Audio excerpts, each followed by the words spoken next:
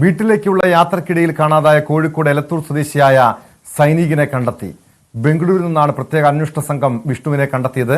സാമ്പത്തിക പ്രയാസങ്ങൾ മൂലം നാട്ടിൽ നിന്നും താൽക്കാലികമായി വിട്ടുനിന്നതാണെന്ന് വിഷ്ണുവിന്റെ പ്രതികരണം. 15 ദിവസത്തിന് ശേഷം മകനെ കണ്ടെത്തിയതിന്റെ ആശ്വാസത്തിലാണ് വിഷ്ണുവിന്റെ മാതാപിതാക്കളും.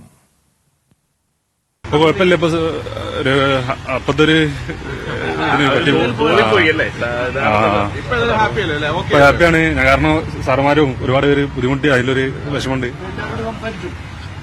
നല്ല രാത്രി സംസാരിച്ചിട്ടുണ്ട് സാറുമാരെ കണ്ടതിന്. അപ്പോ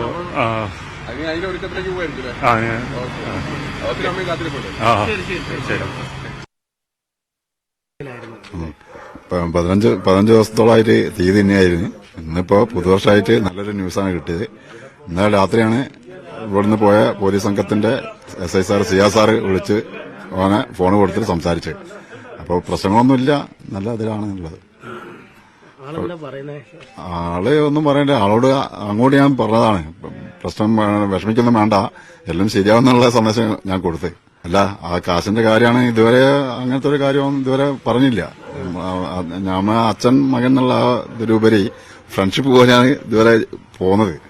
അപ്പൊ എന്നിട്ട് പോലും എന്നോട് പറഞ്ഞില്ല, സാമ്പത്തികത്തിന്റെ പ്രശ്നം ഇതുവരെ പറഞ്ഞിട്ടുമില്ല, എവിടെയില്ല. കാണാതായ ശേഷം വിഷ്ണു ഇലക്ട്രോണിക് ഉപകരണങ്ങൾ ഉപയോഗിക്കാത്തത് അന്വേഷണ സംഘത്തിന് പ്രതിസന്ധി സൃഷ്ടിച്ചിരുന്നു.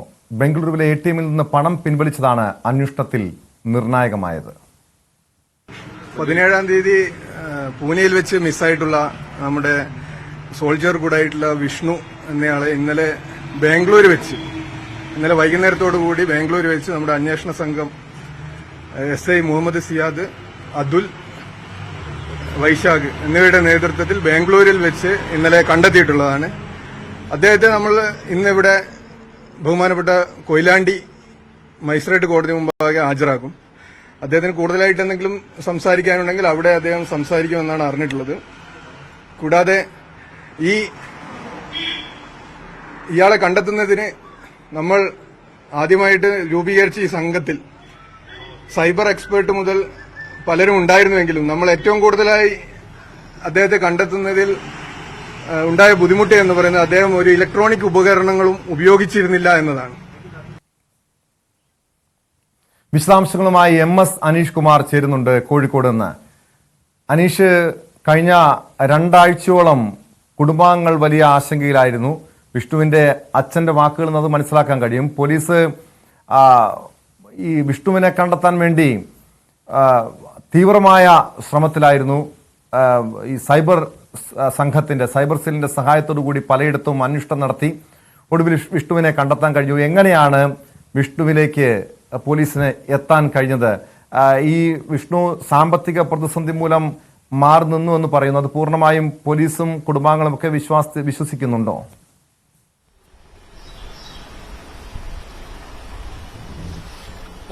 പൂനെയിലെ മിലിറ്ററി സ്പോർട്സ് അക്കാദമിയിൽ നിന്നാണ് 2 ആഴ്ച മുമ്പ് അവധിക്കായി വിഷ്ണു നാട്ടിലേക്ക് പോകുന്നത്. ഇതിനിടയിൽ വീട്ടിലേക്ക് വരികയാണ്. കണ്ണൂരിൽ എത്തി എന്നൊക്കെ പറഞ്ഞ് അമ്മയ്ക്ക് ഫോൺ ചെയ്യുകയും ചെയ്തു. പക്ഷേ ഈ കണ്ണൂരിലെ ഫോൺ വിളിക്ക് ശേഷം പിന്നീട് ദിവസങ്ങൾ കഴിഞ്ഞിട്ടും വീട്ടിലെത്താത്ത ഒരു സാഹചര്യം ഉണ്ടായതിൽ കൂടിയാണ് കുടുംബം വിഷ്ണുവിനെ അന്വേഷിക്കാൻ ആരംഭിച്ചത്. ഫോൺ സ്വിച്ച് ഓഫ് ചെയ്യപ്പെട്ട അവസ്ഥയിലുമായിരുന്നു. എന്തായാലും പോലീസിൽ പരാതി നൽകി ഒരു സൈനികൻ കൂടിയായ ആളെയാണ് കാണാതായത് എന്നതിന്റെ ഗൌരവത്തിൽ, അർഹിക്കുന്ന അതേ ഗൌരവത്തിൽ തന്നെ പോലീസ് ഈ കേസ് അന്വേഷിക്കുകയും ചെയ്തു. സിറ്റി പോലീസ് കമ്മീഷണർ പ്രത്യേക സ്ക്വാഡിനെ തന്നെ രൂപീകരിച്ചു. ഇതിൽ ഒരു SIയും 2 പോലീസുകാരും ആദ്യം തന്നെ പൂനെയിലേക്കാണ് പോയത്. അദ്ദേഹം അവിടെ പോയി അദ്ദേഹത്തിന്റെ ആർമിയിലെ ഉദ്യോഗസ്ഥർ, സഹപ്രവർത്തകർ, മേലുദ്യോഗസ്ഥർ എന്നിവരുമായി ആശയവിനിമയം നടത്തി. അവരൊക്കെ പറഞ്ഞത് വിഷ്ണുവിനെ കുറിച്ച് നല്ല അഭിപ്രായമാണ്. ഈ ജോലി ചെയ്യുന്ന സ്ഥലത്ത് യാതൊരു വിധത്തിലുമുള്ള പ്രശ്നങ്ങൾ ഉള്ളതായി തങ്ങൾക്ക് അറിയില്ല എന്ന് വ്യക്തമാക്കി. ഇതിനുശേഷം അവർ വിഷ്ണു പോകാൻ ഇടയുള്ള ഇടങ്ങളിലെ CCTV ദൃശ്യങ്ങളാണ് പരിശോധിച്ചത്. അങ്ങനെ ഛത്രപതി ശിവജി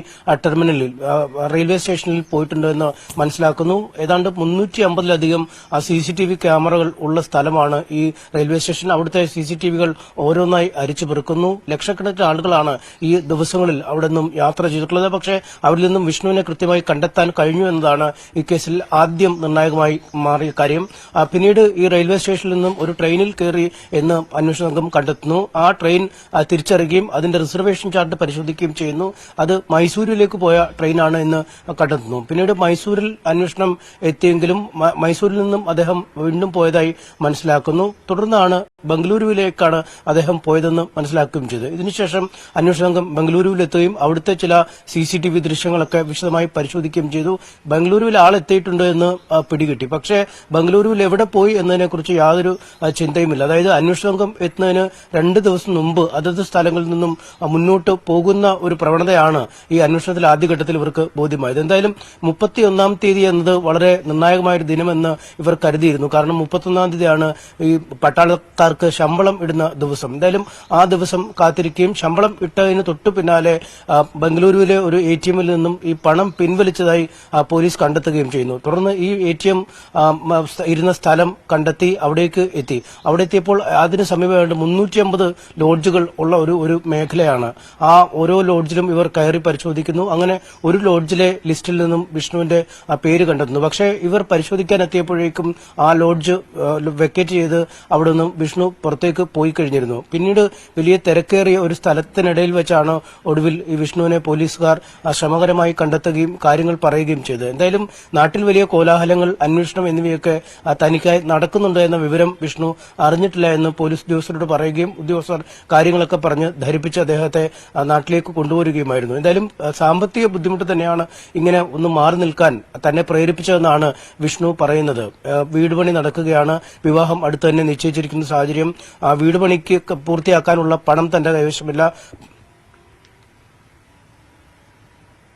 10-15 ലക്ഷം രൂപ ബാങ്കിൽ കടമുണ്ട്. എന്തായാലും ഇത്തരമൊക്കെ സാഹചര്യത്തിൽ വീട് പണിക്ക് പൈസ ഇല്ലാതെ നാട്ടിലേക്ക് വരുന്നതിലെ ഒരു ബുദ്ധിമുട്ട് ഓർത്താണ് താൽക്കാലികമായി ബാങ്കിൽ മാറി നിന്നത്. അതിനുശേഷം തിരിച്ചു വരാൻ തന്നെയായിരുന്നു ഉദ്ദേശിച്ചതെന്നാണ് പറഞ്ഞത്. കോടതിയിൽ ഹാജരാക്കി അതിനുശേഷം ബന്ധുക്കളോടൊപ്പം വീട്ടിലേക്ക് വിഷ്ണുവിനെ വിട്ടിട്ടുണ്ട്. ടോം.